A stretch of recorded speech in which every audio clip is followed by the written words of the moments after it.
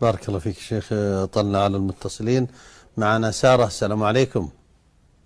سارة من أبها. السلام عليكم. عليكم السلام ورحمة الله. تفضل اختي سارة. اخوي الرؤيا تخص الملك سلمان، هل قصة ولا لا؟ تخص ايش؟ الملك سلمان. الملك سلمان. ايوه تفضلي تفضلي. اي نعم. هل قصة ولا لا؟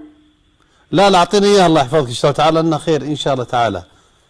شيخ انا رأيت اختي الملك سلمان ويا الرئيس الروسي فلاديمير بوتين الرئيس الروسي. كان الملك سلمان فرحان لان النفط راح لونه ازرق، كان غضبان الرئيس الروسي على الملك سلمان، يشوف الملك سلمان فرحان عشان الملك سلمان شاف النفط راح ازرق. نعم. بعدين قام الرئيس الروسي وقتل لحظة اختي سارة. انت رأيتي الملك سلمان مع الرئيس الروسي وكان الرئيس الروسي غضبان. اي نعم، والملك سلمان فرحان لأن شاف النفط راح لونه ازرق. لو سمحتي، الملك سلمان فرحان صح؟ اي نعم. ومن هو اللابس ثياب ازرق؟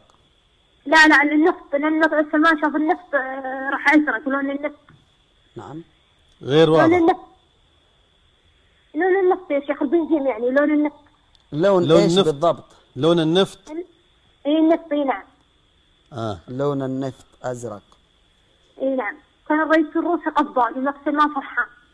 بعدين الرئيس الروسي قام قتل الملك سلمان. كيف؟ بعدين اختي تقول قتل الرئيس الروسي قتل الملك سلمان. ما فهمت.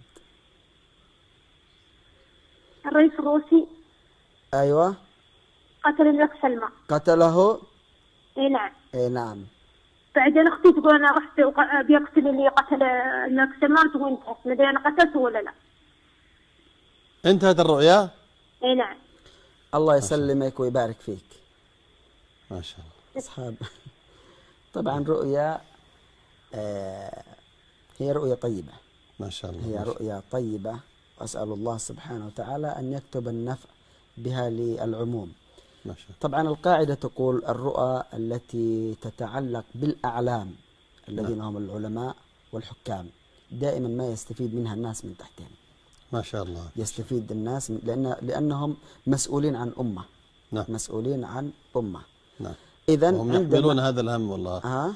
أقول الأمير سلمان الله يحفظه هو حامل هم هذه الأمة. نعم. بأجمعها الأمة الإسلامية. وفي الحقيقة ارتفعت رؤوس أهل السنة في أيامه. الحمد لله. ورؤوس أهل الإسلام بفضل الله سبحانه وتعالى. ما شاء الله. ما شاء الله. الله سبحانه وتعالى يقيض لهذا الدين. ندخل في التفسير. نعم. ندخل في التفسير. رأت طرفين، طرف غضبان وطرف فرحان. أما الذي غضبان فالنبي صلى الله عليه وسلم يقول لا تغضب، وذكر أن الغضب من الشيطان. إذن هذا الطرف من أتباع الشيطان. نعم. وعندنا الطرف الآخر هو الملك سلمان كان فرحان، والفرح دائما ما يكون من الله. قل بفضل الله وبرحمته فبذلك فليفرحوا هو خير مما يجمعون. الله أكبر. إذن هذه فضل من الله سبحانه وتعالى لهذا الرجل ولنا معه. ما شاء الله. ولنا معه. نأتي الآن إلى النفط والأزرق إلى آخره. هي هذه أطماع أولئك الغضبانين الشياطين، لأن اللون الأزرق يرمز لأهل الإجرام، يحشر المجرمون يوم القيامة زرقا. نعم.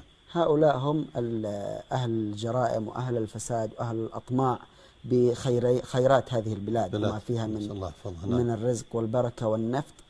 لكن النتيجة الأخيرة أن الملك سلمان قتل. ما هو تفسير القتل؟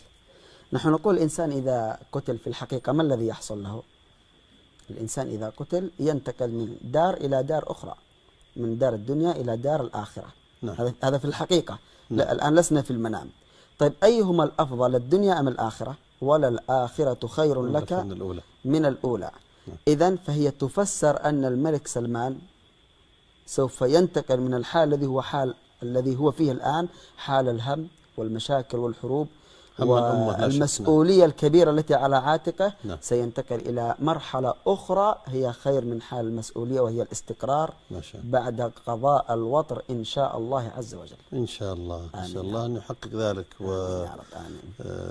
يعني الله يسعدك يا أختي سارة، رؤياك كانت سارة علينا جميعا. بارك الله فيك. الله يسلمك. شكرا اختي سارة، بارك الله فيك.